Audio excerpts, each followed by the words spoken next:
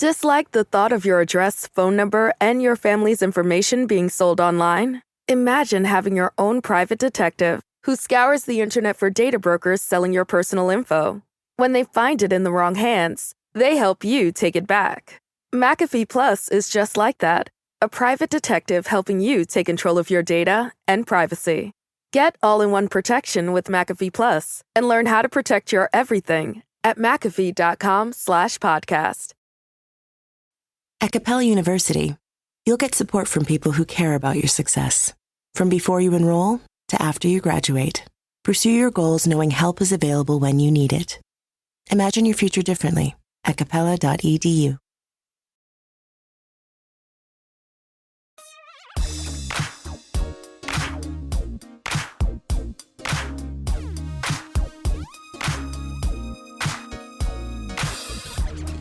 All right, everybody, here we are. Welcome, ladies and gentlemen. It is time for the Think Different podcast live here on YouTube. And we are happy to be here, guys, for another great episode of the Think Different podcast. If you have never joined us for this before, we are former Apple employees, and we now are no longer employed by Apple. That's right. We are not there because we decided to either retire or find new jobs. So we're now just here as fans of Apple. And we are here to talk about what happened today here at WWDC, because that's what we do. One of the best days of the year, next to Christmas. That's right. It is like, for Apple people, this is like our Christmas. So, ladies and gentlemen, first off, I need to introduce to myself. Myself, I am Will, the TLD. That's right, I am Will, the TLD. And, of course, my co-host right below me, this man right down here, he is Mr. Frank Funk. Hey, what's going on, Will? I have Great day no today, idea. Huh? Nothing happened. Nothing happened at all. A lot of things happened today, man. I gotta tell you, Frank, how was your week, sir? My week was good. Good. Lost another 2 pounds. Hey, Things are that's. going good. By the way, I saved this man's life because I made him into the keto lifestyle. So I'm so proud of myself for saving his life. Yep. So we're doing pretty well on it. So things are going good. Good. I'm glad to hear that, man. I'm happy that you are happy and alive and kicking. Yep. You know, all those good things. My golf game sucks, but other than that, well, I mean, you were never a golfer to begin with, there, yeah, Frankie. I mean, that's true. I've seen you play at the miniature golf. I know you are not ready for that putt clown. I can tell you right now, you're having a hard time with that clown mouth every single time that he just annoys the hell out of you. Yeah, the windmill gets me too. Ah, you poor dude. Yeah, I'm just a sad old man. Well, you might be an old man, but I don't know about sad. So, all right, everybody, let's get to the WWDC results. So, overall, Frank, we had this unique style. Remember, if you're listening to us 27 years later, well, this was during the coronavirus time. So, we had a humongous problem going on in this world, but now we are out of that world of coronavirus problems, and we are now here. And I have to ask you, Frank, your thoughts on how this podcast went. You mean? I'm sorry. It's a keynote event. Wow, I'm so into our podcast, I got it completely wrong. Yeah, the keynote. Well, as always, I thought. Well, it was different this time, but I thought it was very exciting. We got to see a little bit of the campus. Not as much of Tim Cook as we had seen in the past. A lot of other individuals talked about a lot of different things. iOS 14, macOS, iPadOS, and different individuals. And of course, don't forget, one of the most important features, the new silicon chips that Apple is making. That's right, Apple Silicone. Silicone? What is it called? All right. Whatever suits your fancy. All right. Silicon. Silicon. What's going on, sports fans? It's Chris Howard, host of Plugged In with Chris Howard. Got some news for you. BetOnline continues to be your number one source for all your basketball wagering needs. Whether it's pro or college hoops, BetOnline has it all throughout the entire college and pro hoop season. BetOnline has up-to-the-minute odds, stats, and trends you can follow all season long. So follow your favorite team's path to the playoffs with in-game live betting contests, and all the best player props. BetOnline continues to be one of the world's best wagering platforms anytime, anywhere, and you can follow from your desktop or your mobile device. So head to the website today and become part of this amazing team. BetOnline, the game starts here. Nervous about using public Wi-Fi? Imagine being able to turn yourself invisible to hackers on public networks. Having McAfee Plus is just like that. With the click of a button, you can disappear from hackers trying to steal your data and snoop on your internet activity. Browse, shop, and bank confidently, knowing your privacy and safety are protected. Get all-in-one protection with McAfee Plus and learn how to protect your everything at McAfee.com/podcast. Okay, well, that definitely did happen. We're going to go in order of everything that happened this week. I got to tell you, right away you could tell the production of it was just, one of the things I told you right before we went on the air, just a lot of green screen. It felt like it didn't feel like they were in the real Apple camp. It felt like they filmed all the Apple stuff and then they threw them in there. It just didn't look as good. I thought the production of transitioning from each spot was cool. That I will like, but I really wish that they were. It definitely didn't look like they were in the spots they were in. Yeah, well, I thought it was interesting how they opened with Tim Cook, his back to where the audience would be, so you could see all the empty seats. Right. I thought that was interesting. Frank, you are coming out of frame, sir. I cannot see you. Jesus, man. Look at this man getting lazy ever since he lost his weight. So continue what you were saying, Frank, but say it in the frame so people actually could see you on camera. All right. When Tim Cook started his presentation, he was facing the camera, and the camera was really at the back of the stage, so you could see an empty stadium or the theater there. I thought that was a little interesting. Yeah, and then, of course, they started off with everything with the Black Lives Matter and all the, the coronavirus going on, two things going on at the exact same time that affected this entire world. Apple pledging they pledge $100 million to a movement that they have a special program for Black and African Americans. So Tim Cook talked about that. And yeah, this is the one problem I have when it comes to Tim is again, you're right. He's not on stage enough, and I wish he was. Yeah. And that's where things get a little annoying. But he's also not the technical guy in the background of everything, too. So I can also understand that as well. So let's talk about it, Frank. So let's go down in order of what happened. Of course, they started off with iOS, almost like what they do every single time. And let's talk about some of the new features that they came out with and some of the more exciting features. So they introduced the app library. We have the new widgets feature on the home screen. Picture-in-picture, which I can't wait till we talk about. Yeah. Siri no longer being a full screen application, which was awesome to hear. Messages now that we have that new @ style where you could tag someone in a group. Maps are expanding their countries. They are allowing cycling now built into it, which is great for people in major cities. CarPlay is getting a humongous upgrade with the digital car key. They're opening the NFC You chip. also forgot in the maps they have if you have an electric vehicle. Electric vehicle. They'll map it out so you can go to the charging stations along your trip. And as I understand it, you'll put in the type of vehicle you have, so they'll give you the charging stations for that particular manufacturer. Correct. And then they also talked about the App Store and how they're going to talk and how they are launching something brand new with the sign with Apple and Apple Pay, and basically a QR code or a location tag can now allow an app to pop up even if you don't have it installed.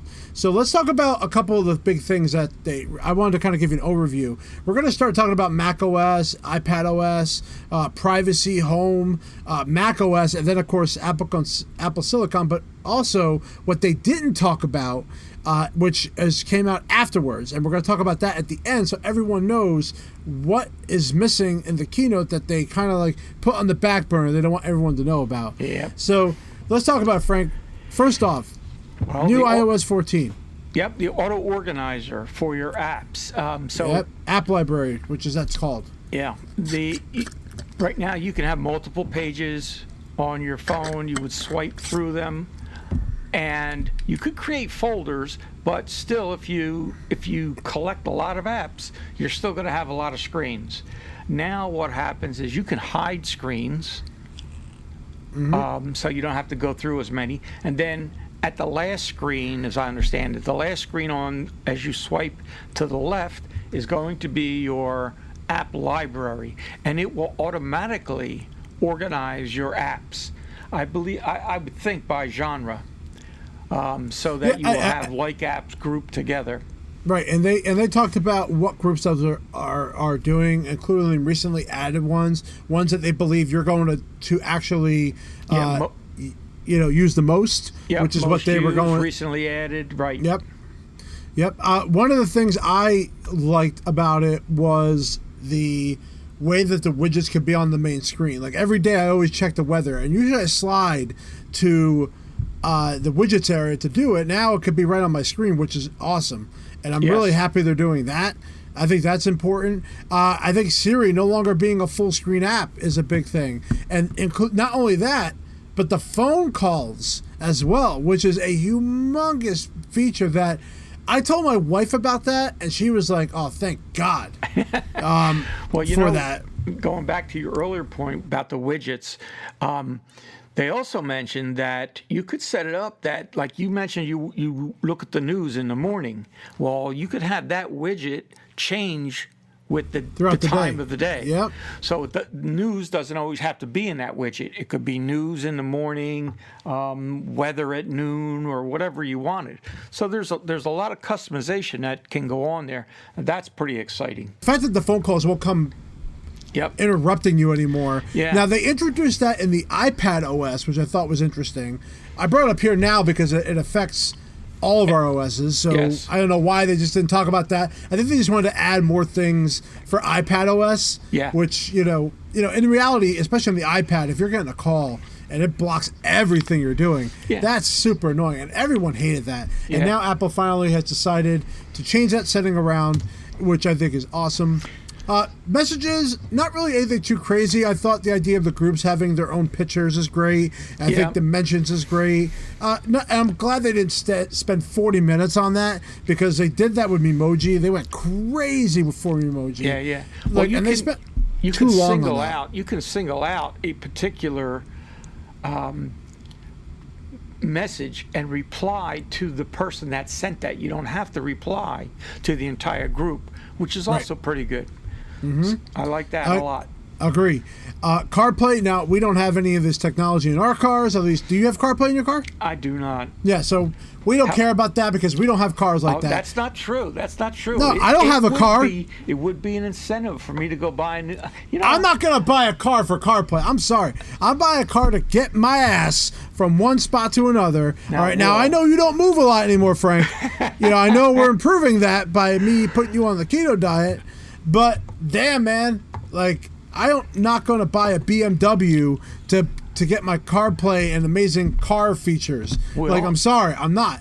Oddly enough, Will, I was looking at a BMW 5, so now I may just put it off. Now you're just throwing your goddamn money around. You retired, old, scholastic asshole. That's all okay. Right, so, Apple stock's going up, man. That's true. Went up at least 2% today. That was good, man. Made over $1,000 today. I'm happy. There you go. Sitting at home. And then the universal search I thought was very interesting as well. Now, this has to tie into the iPadOS. One thing I loved about iPadOS, the sidebar is coming on most of the apps. Thank God, because I love the sidebar. Yes. Sidebar is one of the best features that are so small that imagine you didn't have that ever. Well, you haven't had it on the iPad, but now you're getting it. So just like the news app has it and other apps have it, now we're getting it. And thank God for that. Yeah. And it's funny because they used to have it on certain apps and then they took it away.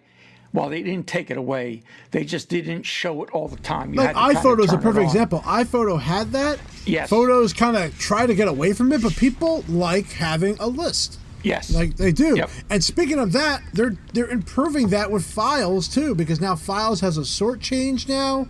Again, you're going to have the side list wide open, ready to go, and organized. It's a beautiful thing for iPadOS to have that. And then even for the music, that's probably the biggest one.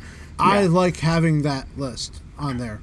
And, what I think it really brings to the forefront, Will, is the fact that you're going to have the sidebar in pretty much every Apple app, so that no matter what app you're using, you will be familiar with the format across the board.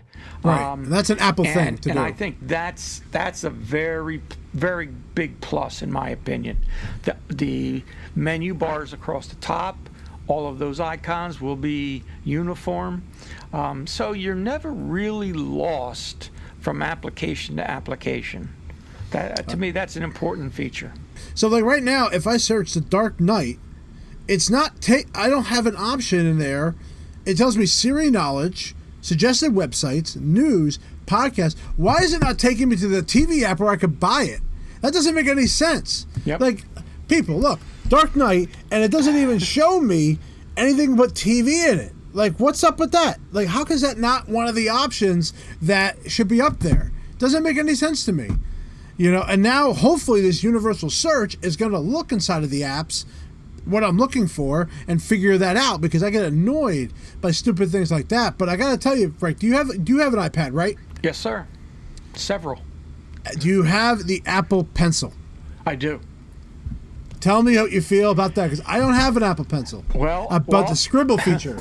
Believe it or not, I have the older Apple Pencil. I don't have because I bought the iPad before I retired. But the scribble feature, I actually use that a lot on my watch with my finger, and I think it's going to be a huge plus on my iPad, where you can take notes in script and then it will turn it into text.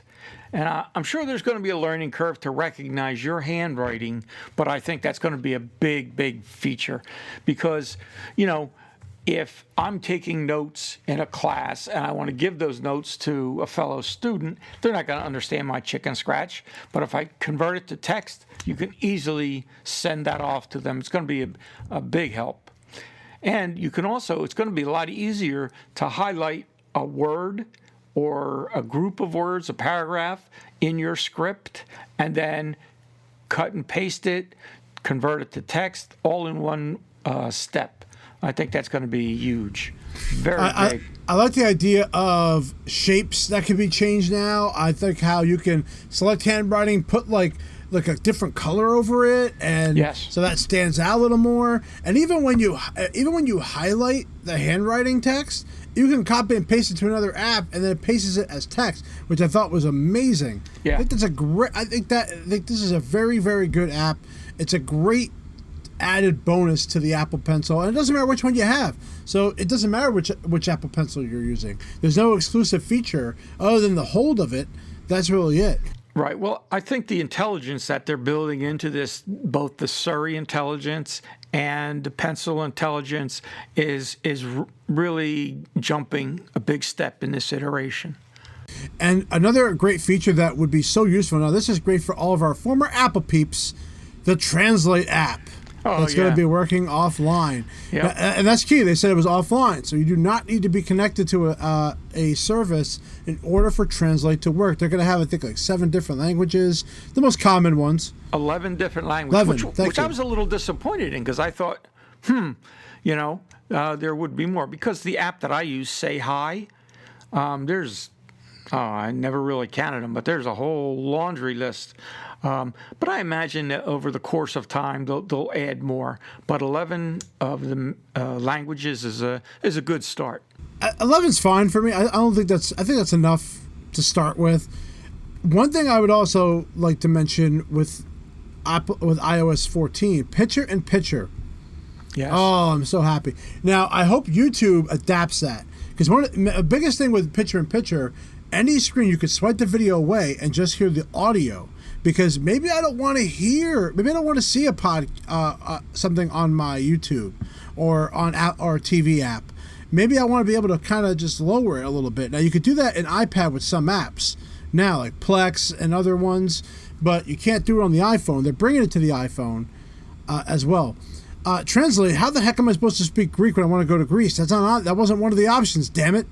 You should already know Greek. You are Greek. I'm 50% Greek, okay? That means I only know 50% of the language. Yeah, the other thing with the Translate app that they're creating, if you turn your phone in landscape mode, Yep. it will automatically set the microphone for whatever side is going to be talking next. So I thought that was a pretty interesting feature. That's a small thing, yeah. But you it's wouldn't pretty know good. that's a big thing until you actually have it. Yeah. You got 3 microphones in your phone, and I think it's important that it knows like which microphone to use as well. Now, another to add another bonus. Now they kind of went off a little bit and talked about AirPods, which I was like, oh, really? What are they bringing up AirPods for? A couple things. So AirPods does have the ability right now, if you have a pair, which you can get a free pair if you're an educator right now, as we talked about in our last episode. Please check that out, not only on our YouTube, but also check out the podcast and download that episode. The AirPods are able to, you can go to the Bluetooth icon and click on it, and it does switch. But you have to do something. Right. Now, it's going to automatically know what you're doing. And what device you're using. And that's automatically scary. That's scary to know. Like right now, if I'm on, let's say my AirPods were on this Mac right now, all of a sudden I pick up my phone and I start talking into it. Now, I could see that somewhat not working, because what if you're watching something on here but then you go to your iPhone? I know you're not playing music or anything, but if you get a phone call, it'll automatically switch over, which I think that's great for that. Yeah. But I don't know if it's going to work all the time. We'll find out. Yeah. But the spatial audio and how they had to talk about sound, how they were, and awesome. how they, and it works for Dolby Atmos, which I think is going to make a lot of people happy. Yep. And the fact that they had to figure out that if we turned our head or turned our phone or a bus moves in a direction, that it's still able to keep that same spatial audio using a gyroscope. Yeah. Amazing, like, way how all these different technologies are talking together to make sure it doesn't mess up the audio. Because normally you're in your home, your audio doesn't move. Yep. But if you went to the left of your room, you're going to hear more the left side than you are the right. Yes. Well, with AirPods, and when we're going to bring up Apple TV, now you're able to kind of walk wherever you are, and it's able to keep the same audio. That's pretty amazing. Hey, one of the biggest things that I can't wait for is the Apple TV will support 2 sets of AirPods simultaneously. Yes. That is absolutely amazing. Yes. Amazing. I'm not going to lie. I never used one pair of headphones as it was. You actually do that, though?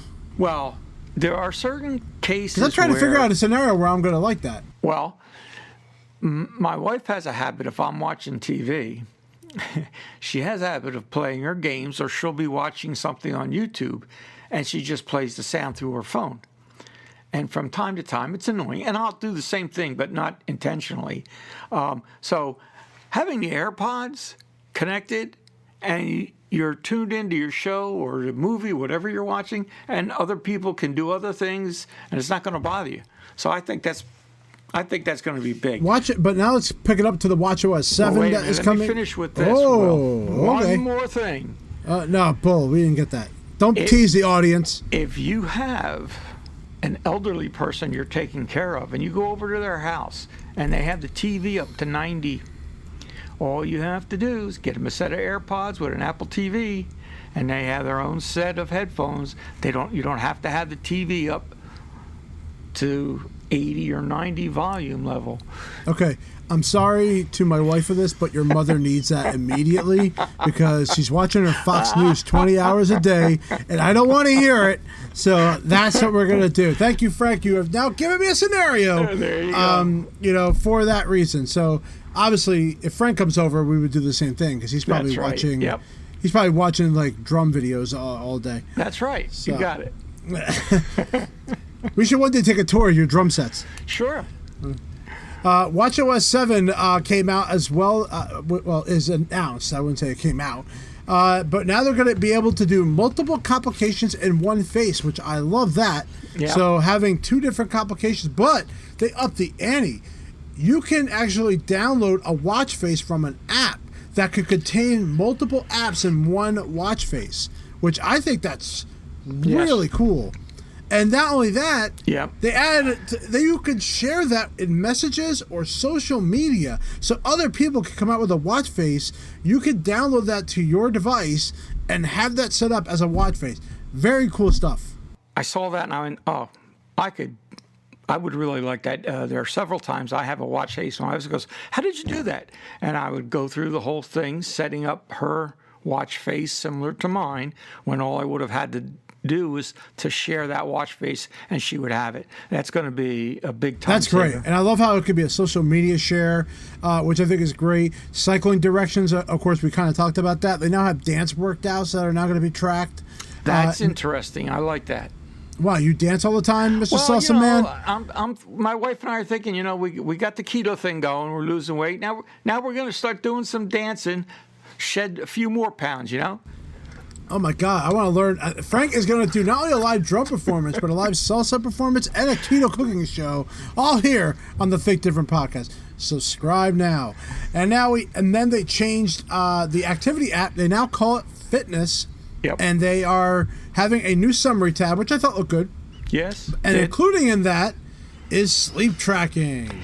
Yeah, that for me is a question mark. Let me see if you picked it up, what they said to do when it comes to fitness tracking, like when you wake up in the morning. It tells you the type of sleep you've had and so on and so forth. But then later on in the day, you have to charge your watch. No, so that's what I wanted to see if you picked up. When you wake up in the morning, they tell you the battery life, and she slightly just said it. What they're training you to do is to get up in the morning and put it on the charger before you start your day. Yeah. That is how they're training you on using the Apple Watch. So I want the opposite. When I but that's the way it should be, honestly. If you really think about it, you're wearing the watch the entire day.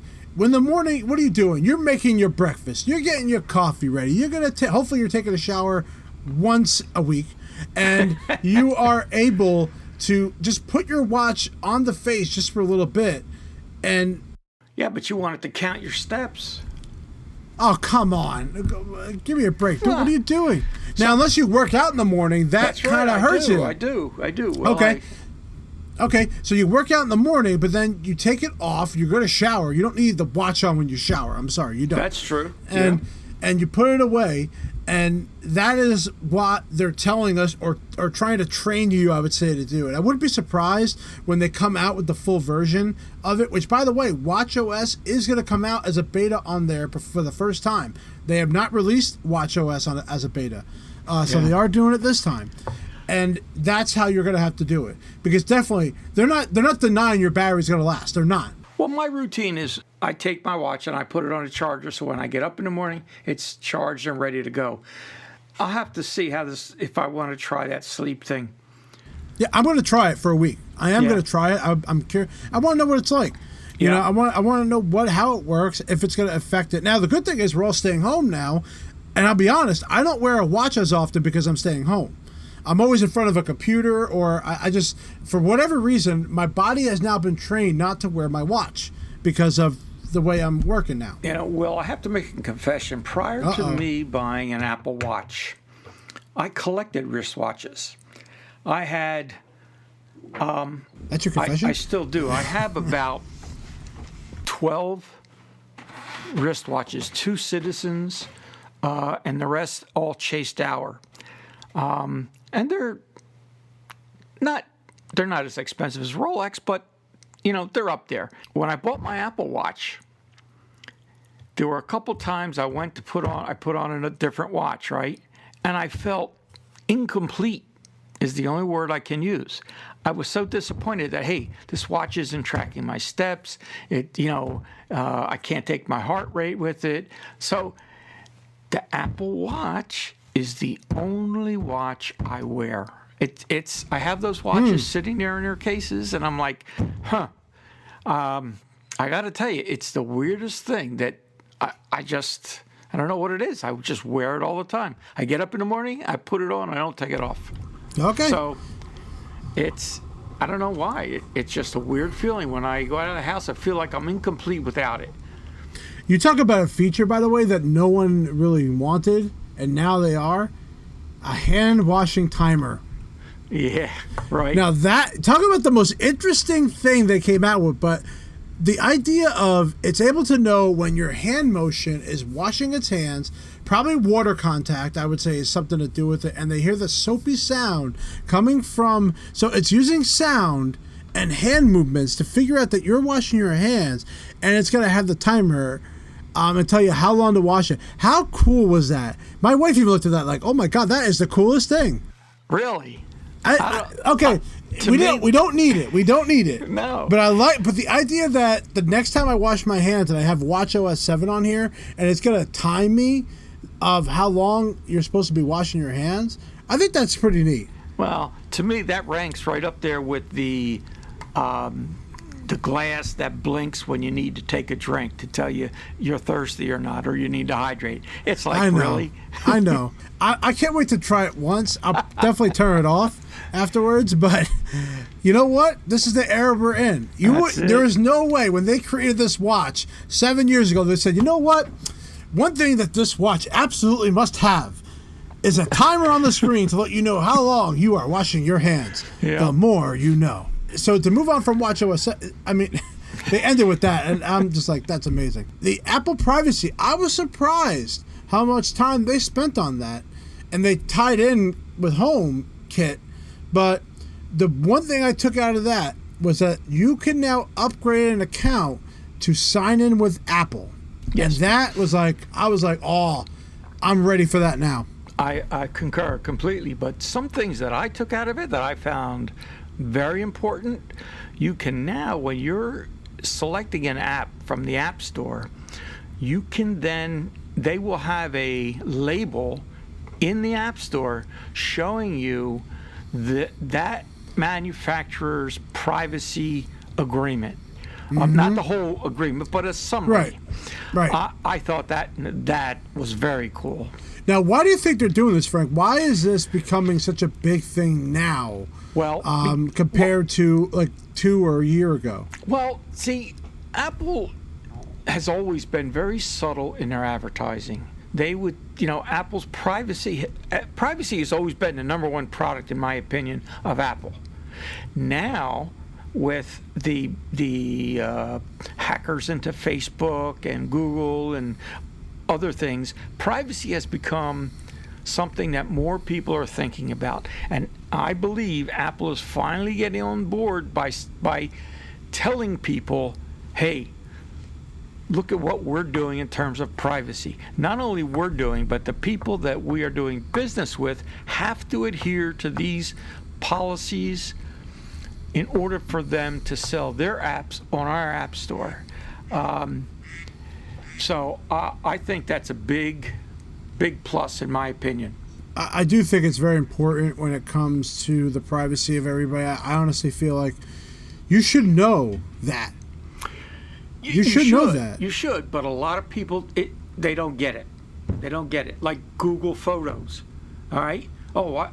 You load your photos into Google Cloud. It's free. Well, listen, nothing's free.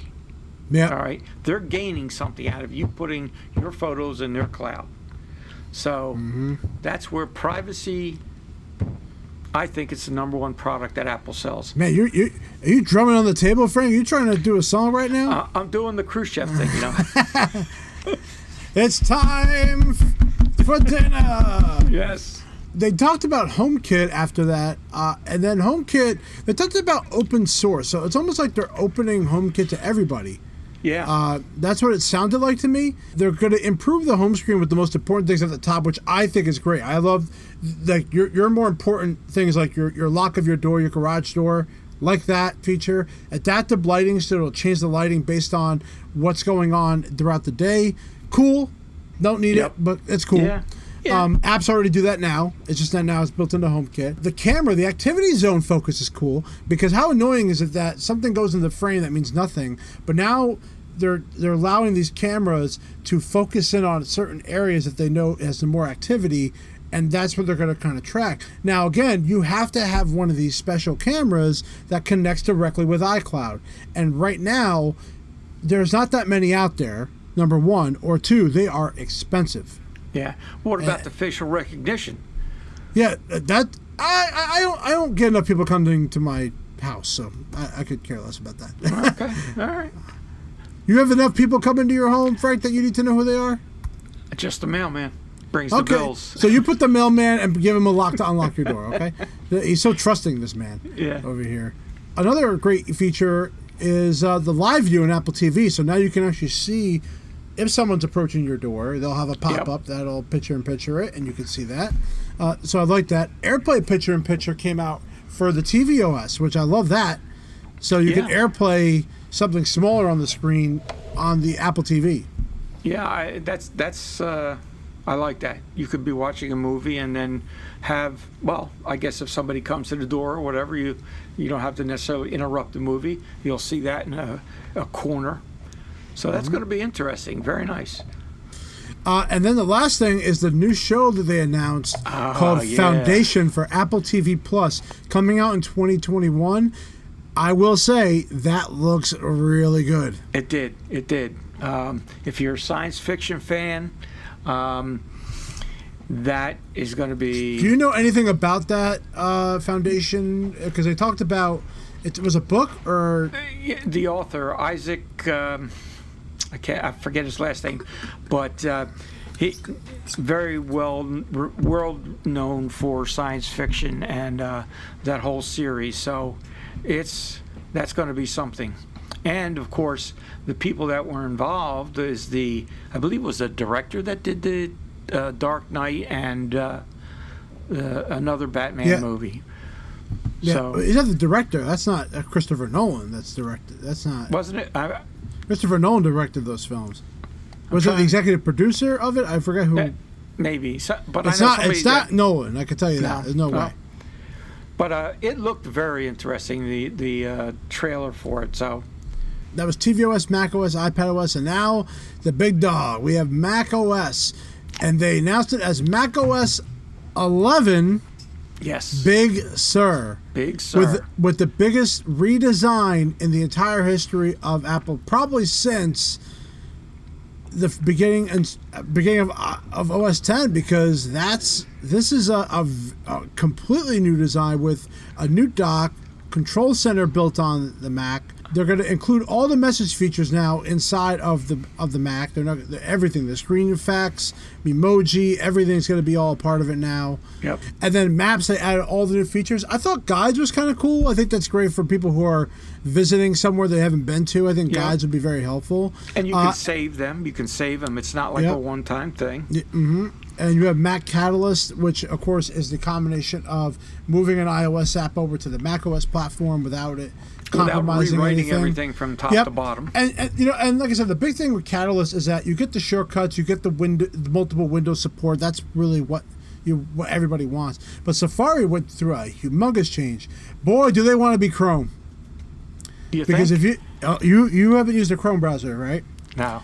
Chrome browser loves two big things: extensions and home pages. And Safari now has both of them coming to this platform. Now, the home page right now, you could recustomize it with your own picture. This is exactly what Chrome does. Frank, it's Chrome. Exactly what Chrome does when it comes to that. The privacy report also comes over. Now, extensions do exist on Safari, but what my friend told me is that Google lets you do it for free. Safari, Apple charges people for extensions. I didn't know that. I didn't know that either.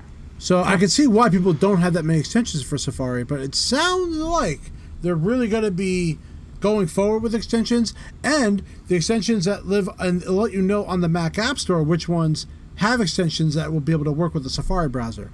Yeah. Well, one of the things I thought when you watch these updates year after year, the big thing a couple of years ago was dark mode. Now they're going back to more color.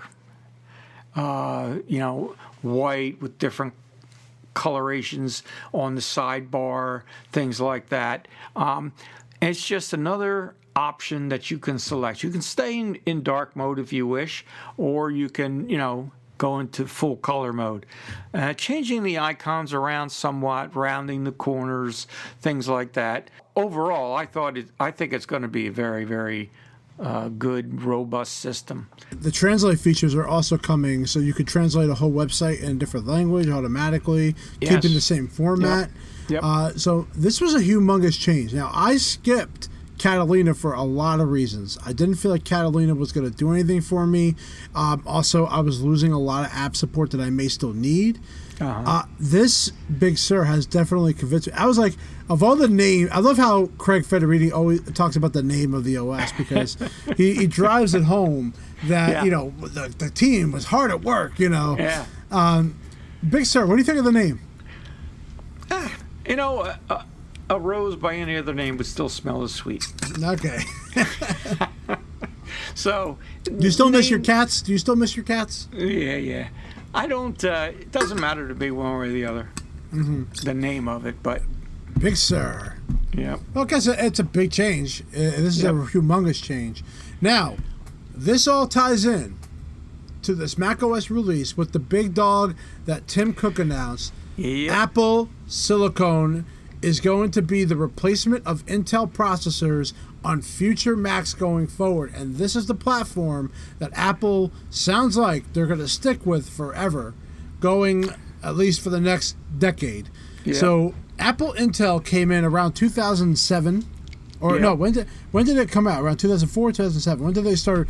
2004, right? Yeah, 2004. They started. Yeah. So think about it. For 16 years, we stuck with Intel systems. They went from PowerPC to Intel. I was in the middle of that transition because I bought a computer, the white iMac. Then a few months later, the Intel Mac came out. And I'm in the middle. So that means for 2 years, 2 to 3 years, we looked this up. Apple had a software called Rosetta that is able to basically architect a PowerPC app to work on an Intel Mac, and it worked for about 3 years. Yes. And that's when it went away. So when you upgraded from Tiger, that's when the first version of Rosetta came out. It ended 3 years later with Lion. Yeah. That was a very, very quick transition that I don't know if everybody was ready for it. Yeah. Apple this time, I think is, and I wouldn't know. I wasn't in the business yet, so I was also a lot younger. I didn't understand it until after I joined it.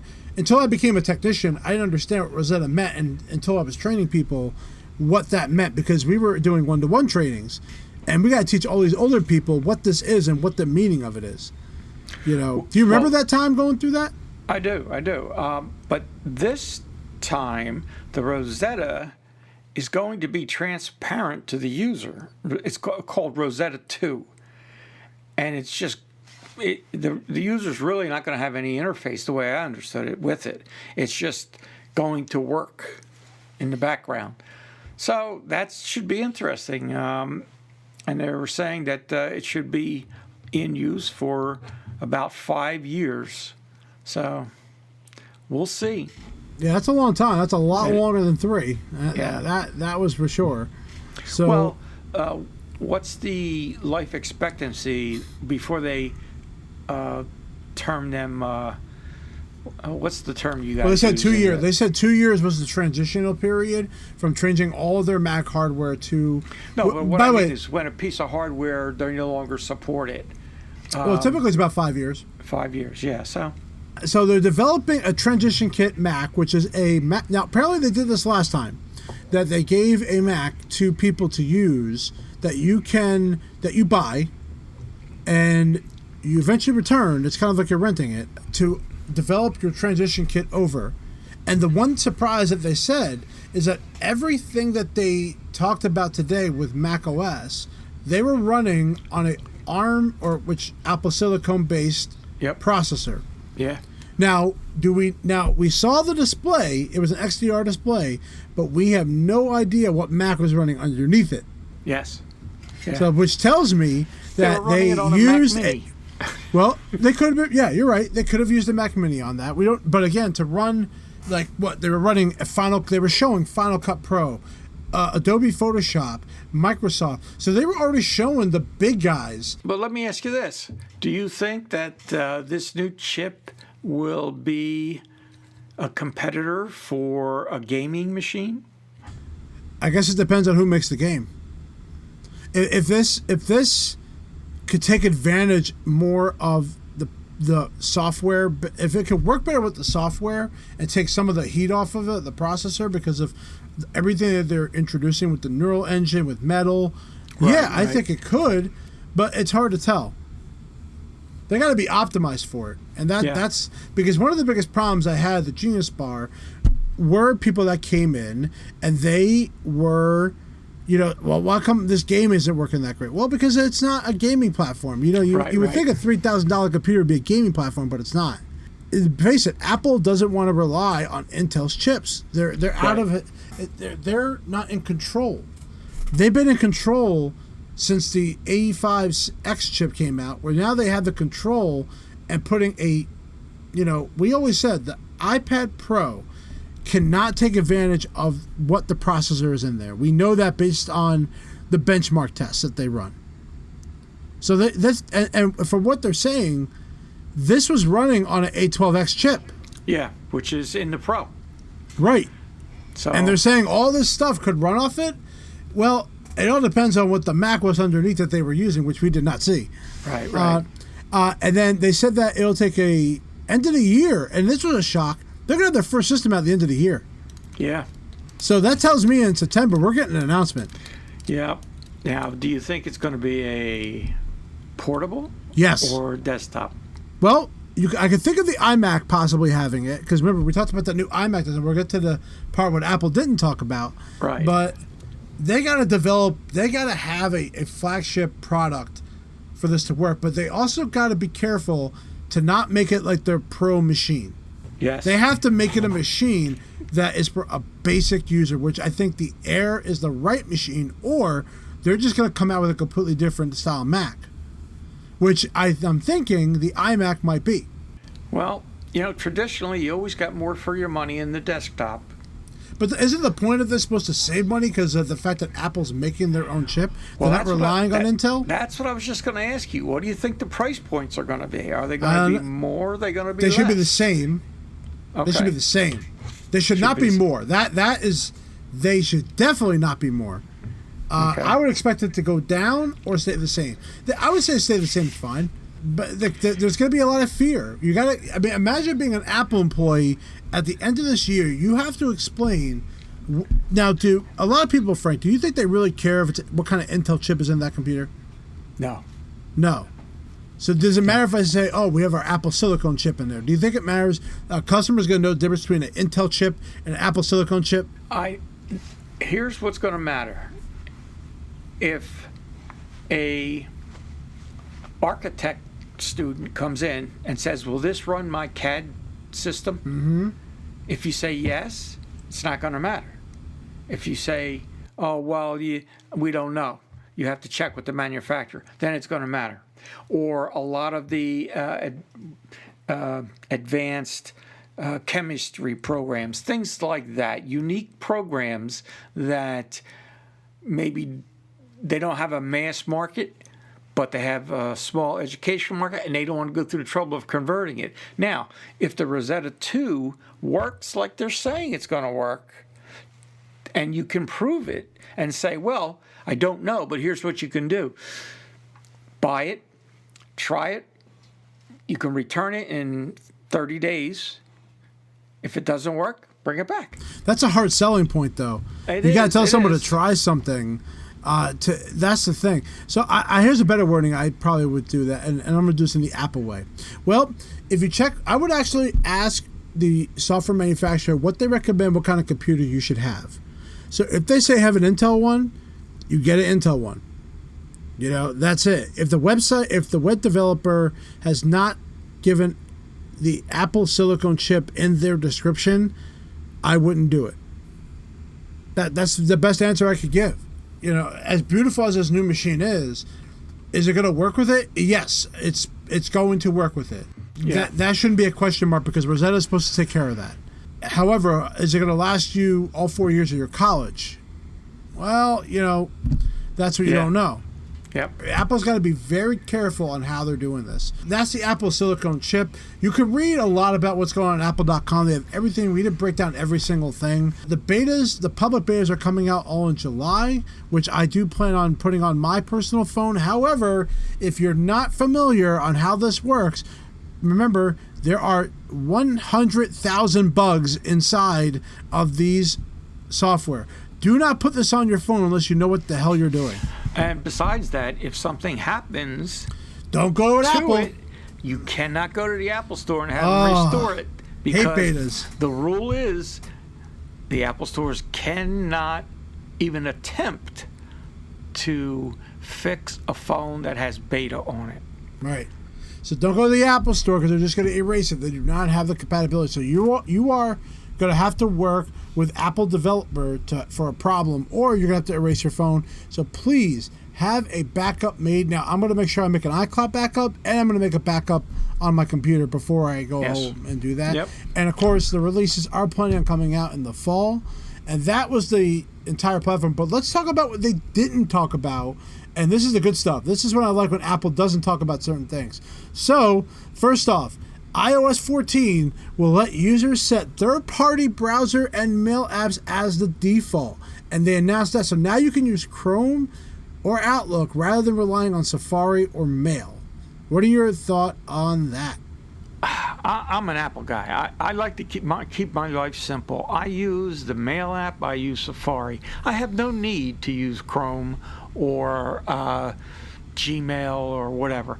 So to me, doesn't matter to me. Mm-hmm. I think it may be problematic when people are setting up the iPhone and the customer says, "Oh, well, I use Gmail, so I want to use the Gmail app instead of the Mail app on the phone." But we'll see what happens. I have a perfect example. I have something. There's a file that we send to our clients at work, and when you open it in Google Mail, it doesn't do the same thing Apple Mail does. In fact, Google Mail does it wrong. So it tries to open the file, but a file is not readable like that. Where when you open it in the Apple Mail, right away it asks you, where do you want to put this app? And so that's an example of it. Now, another feature of iOS 14 is iOS 14 is compatible with iPhone 6s and 6s Plus and later. So they are still continuing allowing 6s's to have that includes the original iPhone SE, by the way. Yeah, but so you have this to is define 5 years old. here. Yeah, What's that? Well, you have to define the word run. Will the 6 and 6S run it? Yes. Will it run relatively quickly? It should. That remains to be seen. But I'm always going to say this. It should. Yeah, because there's no reason to put it in these devices if it doesn't, work with it. And then same thing with iPadOS. iPadOS is compatible with anything that's an iPad Air 2 and above. Let's talk about this. Now, we kind of hinted on this already, but macOS is macOS version 11.0. They do not call it. By the way, I'm very curious to know that they had the serial number of if you look back on the screenshot, they have a screenshot of they didn't have the machine that they were using, which is the serial number on there. Of course, we don't know what machine that was. Yeah. But CO7, it says. CO7 is not a normal beginning 3 letters. So that's why my thought said they were using something else that has not been released yet. But what are your thoughts on the end of macOS 10 going away? Hey, I like change is good. Change is good. I'm not one of those other people of my generation that are mired down in same old ways. Every year, let's learn something new. So far it's been okay for me. So I don't see any. And listen, Will, you didn't change the Catalina. I did. I didn't have any problems. So who's behind the times, me or you? Hey, buddy, I still have old versions of Photoshop on here that I have illegally, and I'm not ready to make the move yet. So. Yeah, screw you. I'm looking forward to it. I think it's going to be a lot of fun.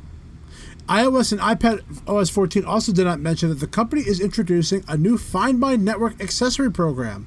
New accessory program will allow third-party products and accessories to work with the Find My app, letting users track items directly on their Apple devices. So, what does that mean? Well, that definitely means that Tile is going to play a big part of this, I would assume. Yeah. And it says it's not clear what this means for the Apple Tag product. Yeah. But this is a way for Apple to level the playing field to avoid giving AirTags as an unfair advantage, which I agree. So the idea that these third-party devices now can work inside of Find My, that's great. I love that. Yeah. I like that app a lot. Unfortunately, a lot of my friends, they don't like to put their information in there, and then because they think, well, you're following me. I'm like, what's the big deal? I don't get it, but that's stupid. I think then lose your phone and don't worry about finding it. Don't worry about it. You're fine. watchOS 7, it's only compatible with Apple Watch Series 3 and later, so Series 2 no longer has any support for it. Well, I think some of the things because you need to know how to hand wash your hands, so you goddamn it, you gotta get a new watch. Yeah, some of the things I think that people were disappointed in, they didn't feature any new hardware. No. They didn't show a new Mac design. They didn't show any new iPhones. Nope. No Apple TV. It's interesting if they're going to update Apple TV, the device itself. They have the storage in the device. It would be nice to have the ability to record to your Apple TV. Mm-hmm. Like a DVR. That would be interesting. They have to have more storage then, because these shows would take up probably 2 to 3 gigabytes a piece, like an hour-long one. Yeah. So you would have to have the room for it. So that would be, because when you're buying the Apple TV right now, you're not thinking that 3264 gig. It's still not a lot of room, I think, for that. Yeah. And then the last thing is the HomePod. So the HomePod is getting support for third-party music services. Thank God for that. So it's one of the reasons why people don't get a HomePod is because it doesn't support things like Spotify or SiriusXM. Yep. They should be able to allow that in there. I mean, if they want to grow their platform, this is how, honestly, or make it more compatible with every other device. You can't keep it so tight-knit on just Apple. I know it works for us because we're Apple fanboys and we used to work there and we used to get discounts, but not everyone's like that. No, I mean, listen, I subscribe to Apple Music. I never thought I would subscribe to any music service, whether it was Spotify, Pandora, whatever. Why do I rent music? But then when I sat down and looked at on pencil and paper where I was allocating about $30 a month to buy new CDs or albums and new music, and Apple says, well, for $14 a month, you can listen to, your family can listen to all new music anytime, anywhere, create playlists, all of that. I was like, well, hell, that's a no-brainer. So that's, and so I keep it easy. I go to Apple Music, I don't have any problems, and I love it. Also, compatible Macs with Big Sur. So right now, it is anything that's a 2013 and later MacBook Pro, 2014 and later Mac Mini, 2017 later iMac Pro, 2014 later iMac, late 2013 and later MacBook Pro, 2013 and later MacBook Air, and 2015 and later MacBook. So all the MacBooks are still compatible, thank God for that. So the ones that were capable of running Catalina that cannot run Big Sur is any 2012 or 2013 early MacBook Pro, 2012 MacBook Air. So that's the one that before the transition ended. Right. Now that's very interesting because the MacBook Air just stopped not even 2 years ago. 2012 and 2013 iMac. So that means if you have a 2014 Mac, it's still compatible 6 years later. And then 2012 Mac Mini is no longer supported. Well, so, my iMac is a late 2014, so I should be in good shape. You're in good shape. Yep. So I'm in good shape. My wife still has the I bought her the the Mac Mini, the white one. She still has it. It's right next to me on my desk. Wow. Still works, by the way. It can only go up to like macOS 9, macOS 10.9. So, do you remember which OS that is? No, I don't. Maverick, sir. Oh, Maverick. Okay. The first one we went differently from the Tiger, from the Yep. pets. That's why that was so significant. That is all the big announcements going on. You know, you could. I've been checking Mac rumors all day just to see if anything new came out. You know, it looks like they're also going to have iOS 14 warns drivers of speed and red light cameras. Interesting. Obviously, we're recording this on a Monday, so a lot of stuff could come out that we don't know about, of little tidbits or features that are coming out. But overall, what would you say how everything worked out today? Did you really enjoy it? I thought the presentation went very smooth. I thought that it was very well done. I don't know if it was all done live. No, none of it was done live. But I thought it went very, very well. They had a lot of different people talk. So you got to see a little bit more of the campus, which I'm dying to get out there and see. But I thought it went real well, very well done. Again, not as much of Tim Cook, but hey, what are you gonna do? There wasn't gonna be, honestly. He's like I said, he's never on there. So this was a great episode, Frank. I had a good time looking at everything today. This was you know, it was good to watch another WWDC, just focusing all day on that. I really had a good time doing this podcast stream. Remember, you can check us out here. We are doing this every single Friday. We have a brand new episode, an audio version of this podcast, and we're going to be publishing the video version here on YouTube. We had a great time here today, Frank, and next week, we are going to have our special 50th episode where we're going to try to have as many Apple employees in one spot at one time just to talk about our Apple Store experiences. And that's what we're going to leave off for next week. How many responses have you got? Zero. Thank you All very right. much, everybody, for this wonderful podcast. We would like to thank you for joining us here. It was and a we lot hope you of fun, subscribe to us. It was a lot of fun. Subscribe here, not only on YouTube, but also add us, like us, give us that thumbs up, and give us a review on our iTunes. And check us out on our Facebook. We will be publishing articles on Facebook and Twitter as we see them come out. And we will publish them so that way you know what's going to be happening. And goddamn, back up your stuff before you install a goddamn beta, or else you're going to piss me off. And Frank will be pissed too. Yeah, for sure. For sure. Okay. All right, everybody. Thank you very much. Enjoy Take the care. rest of your week. And remember to think different with your favorite Apple Store, people.